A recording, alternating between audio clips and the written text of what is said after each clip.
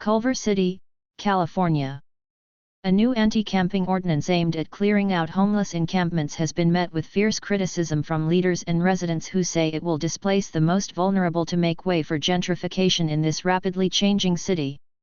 Council members in Culver City, where a new 4.5-acre Apple campus has been proposed and where the median price of a home is just shy of $1 million, voted earlier this week to ban tents and makeshift structures in public spaces, a step other nearby cities have tried only to be stopped by legal challenges.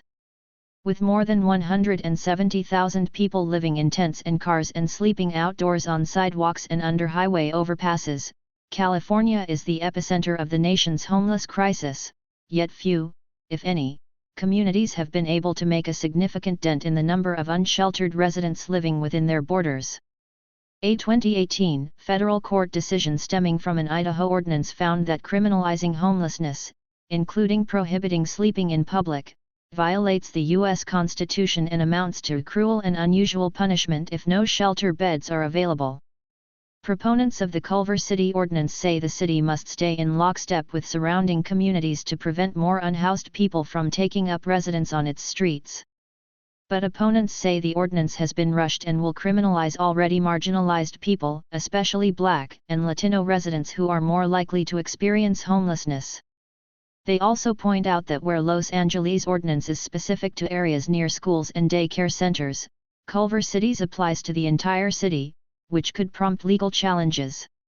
"I am very disappointed," said Culver City Council member Yasmin Imani McMorrin, who was one of 2 dissenting votes on the 6-member council. "I feel this is an incredibly harmful policy that doesn't add anything other than punitive measures." Several homeless people who would be affected by the ordinance say they prefer living outdoors than in a shelter, and that they won't go voluntarily. On a recent windy afternoon, Roscoe Billy Ray Bradley Jr. swept the sidewalk he has called home for more than a decade. When asked if he was aware of the new ordinance, he shook his head. When asked if he would voluntarily relocate, he bristled. "They can't take my tent. That's my personal property," he said. "I'm not going anywhere." By Taboola. Sponsored Stories. Scalar Academy. Learn how to design an ODT platform from scratch? Imig Canada ready to become a Canadian permanent resident? Find out your eligibility today. Roscoe lives in a tent under the 405 freeway bridge in Culver City. Roscoe Billy Ray Bradley Jr. lives in a tent under the 405 freeway bridge in Culver City. Luis Cinco/Los Angeles Times via Getty Images. Nearby, Walter Lindsay cleared debris from his encampment under a busy freeway overpass. He moved to Culver City from downtown Los Angeles 2 weeks ago and said he prefers the area's relaxed environment to the depressing scenes of Skid Row. He now lives behind a makeshift wall of plastic tarps and cardboard boxes near Bradley's encampment. The two have tasked themselves with sweeping the sidewalk daily to allow for foot traffic and to deter police from complaining about their belongings. Like Bradley, Lindsay was not aware of the new ordinance and does not have a backup plan should he be asked to relocate. "I guess I gotta prepare them," he said of his unhoused neighbors. "As long as the weather is fine, I'd rather be outside than cooped up inside a shelter," he said. "It's too depressing." During a heated city council meeting Monday night, officials said the ban would not be enforced until the city meets key goals, including opening a designated camping site where unhoused residents can set up their tents and the conversion of 73 hotel and motel units into permanent and interim housing. Combined, the two programs would add roughly 100 beds for unhoused people. According to the 2022 homeless count, some 350 people live on the streets of Culver City.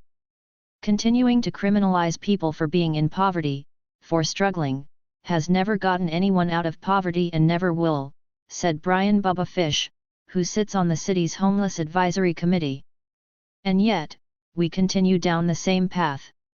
There is no clear timeline for when the housing units would become available, according to the city, and officials have not determined who would be tasked with clearing out the encampments and what enforcement measures, such as fines and arrests, would be used if people refuse to relocate. "We are putting the cart before the horse," said Culver City Council member Freddie Puza, who voted against the ordinance. I'm not trying to be intentionally vague, I just don't know what the next steps are.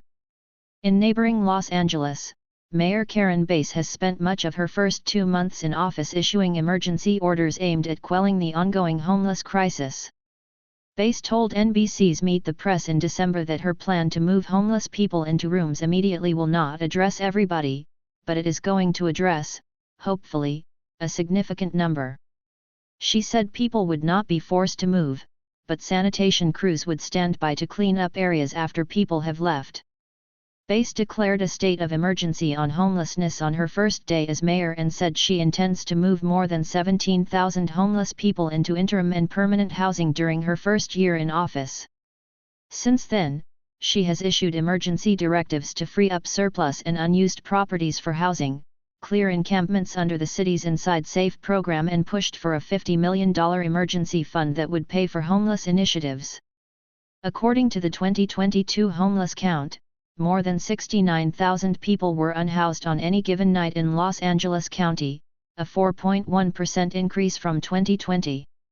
About 42,000 were within the city of Los Angeles, where public frustration grew as tents proliferated on sidewalks, in parks, and under freeway overpasses during the pandemic. Bass emergency declarations appear to have created a domino effect in neighboring cities, like Santa Monica and Culver City, which have started to issue their own proclamations in recent weeks. But the push to clean up the most obvious signs of homelessness has not addressed what many experts say is the root cause of the crisis: a shortage of affordable housing.